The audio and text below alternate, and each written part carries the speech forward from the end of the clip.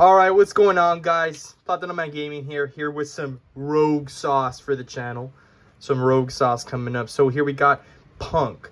Now, Punk took a massive hit in this ban list. I mean, obviously, we got HERALD gone, which is pretty much was the bread and butter play of the deck. You know, HERALD into HERALD shenanigans.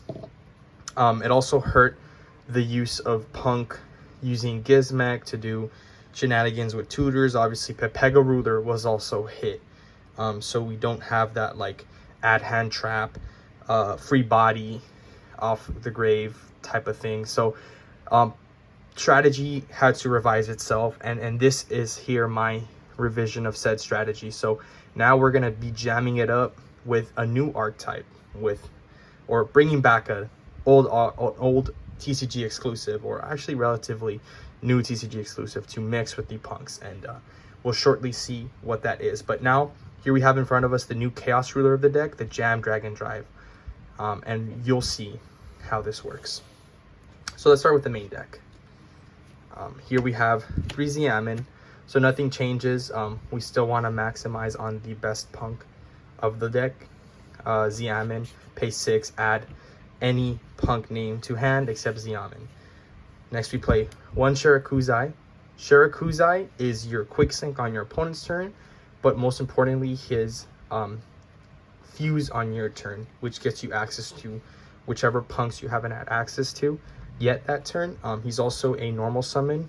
You can normal summon him and then fuse with a Punk from hand. So essentially you play these like 4 good normal summons. You play like a 5th pseudo summon, Wagon. We play Wagon because Wagon adds us the field spell, and the field spell says draw 2. And it also says special Punk from hand. So really strong card. Wagon gets to it. Also, things people don't know, Wagon, if you try to imperm him or affect either him or target another Punk monster or himself while he's on the board, bam, you draw a card. Insane. Next we play V1 Deer Note. We're mixing this deck with another archetype now. We don't really banish. We don't play Pot of Desires anymore. So one Deer Note is okay for the strategy. Deer Note says, you know, send to the graveyard from field, target a Punk, bring it back. Insane. So Deer Note is like the bread and butter combo piece. Next we play 2 Ogre Dance. Ogre Dance yields us a Punk Search. It's like a Rhoda, so more access to Xiamen. Next we play 3 Foxy Tune. Foxy Tune says special Punk from deck. Especially in something from deck is never a bad thing, so you play 3 of it, considering cutting it to 2, but I think 3 of it is correct. And then for the last Punk card, we play Extreme Jam Session. So Jam Session, like I said, searchable with Wagon. Jam Session says draw 2, or more like draw 1 every time you pay for cost of a Psychic monster activating its effect. And then it also says banish a Punk engraved, special Punk from hand. So insanely good. So that's it for our Punk cards.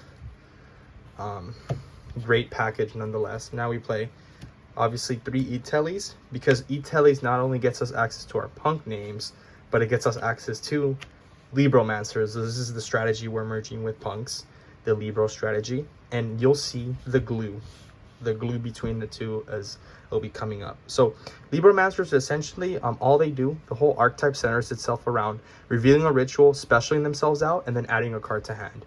So Geek Boy says reveal a ritual, it could be any ritual, special himself out, on summon, activate, add the field spell to hand. So I'll just go ahead and show that. That's 2 field spells. The field spell of the archetype essentially says add on activation, like other field spells, add a Libromancer to hand. It also says you can ritual summon as many times as you want a Libromancer monster from your hand by tributing monsters on the field or hand. That being said, the monster we're adding off field spell usually is Fire. Fire is, again, another free body, a level 4.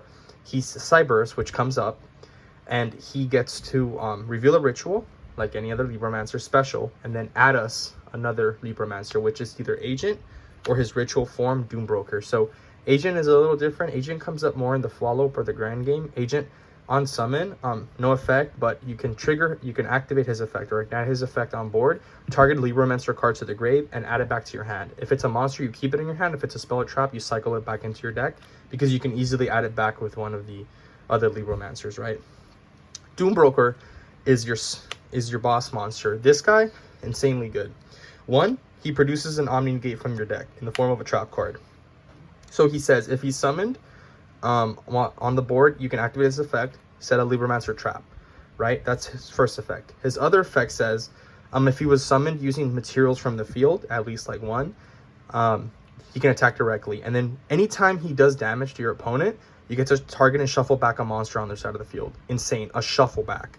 So think about like really good against Tear, really good against any deck really, but especially against Tear where you can target any of their monsters and then shuffle them back, not producing their graveyard effects. Insanely good. Intervention is the Omni negate that set off Doombroker. Intervention lets you follow up, and I'll kind of show you that real quick how that works, because I do want you to understand. So essentially you get Doombroker on board, you activate effect, you set intervention, right? At this point, fire and typically also Geek Boy in your grave, right? So on an opponent's turn, they activate a problem card, you activate intervention. Intervention, target Doombroker. Resolves. Doombroker to hand, special fire. Fire effect, add you follow up. Bam. So this goes to grave. So bam. That's the Omni negate, netting you follow up. Typically you actually would not add a fire, you would add another Geek Boy, because what that means is that on the follow up, reveal Doombroker, summon Geek Boy effect, add field spell activate, field spell add you the fire summon, fire add agent summon, and bam, you suddenly have another 4 monsters on the field. And then agent, target the trap card, shuffle it back to the deck, Doombroker, go over agent, set back the trap card, and you still have 3 monsters to work with. And that was just like a quick little rundown to kind of show you why the Libromancer engine is so insane. It's self-insulated. As long as you can have a Libromancer name, whether it's fire or Geek Boy in hand, with another ritual, you have full combo with the Libro, like little Omni negate combo. Think of it like a like an adventure engine, but it really only produces the negate for your opponent's turn, and it warrants you more follow up. Next, you have the best ritual in the game, 3 Illusion of Chaos. Why? Well, you actually play 6 because you play 3 preps, because you need to see this in your hand. Understand that you need to see this in your hand for your main combo, but you're only playing the 1 souls. So even though you're playing 3 copies of the illusion and only 1 souls, adding the second illusion off of the Herald actually comes up for cost of things, like of cost of unicorn, cost of cross sheet, other costs, so that this still comes up. This is still useful. Cross sheet in the deck helps you like mitigate dead cards in your hand, as well as unicorn costs. So yeah, you need illusion axis. You don't really play the second souls because it really doesn't come up. I think your deck already generates enough resources off the Libro engine. You don't really need that extra body on the follow-up, and you don't want to really clog your hand. I am thinking about popping into 2, but I don't think it's come up yet. So for those of you that don't know, illusion searches souls. Souls is a free summon by sending illusion. Souls actually also lets you draw, so you can get rid of useless spell cards, trap cards, whatever in your hand to draw cards. And then he's a level 1, and he comes up. You'll see in the combos. Next, you play your utility cards. You play 1 Call by the Grave, insane card. You play 3 Veilers, 3 Ash Blossoms, 2 Ghost Ogres. It's searchable with the Punk engine actually, and you play 3 Bells. So the reason I'm playing this lineup is because they're tuners, they're level 3, so they come up, and this is a level 1 tuner obviously, but the fact that they're tuners does come up to make your tuners synchro monsters in a pinch. So that's the reason I opted to play, and I'm topping off with 11 hand traps with the 1 Called by the Grave, so 12 utility cards for a 44 card list.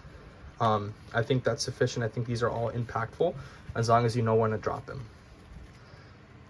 That's it for the main deck. Moving on to the extra deck, I'm gonna do this quick because we're already at 9 minutes.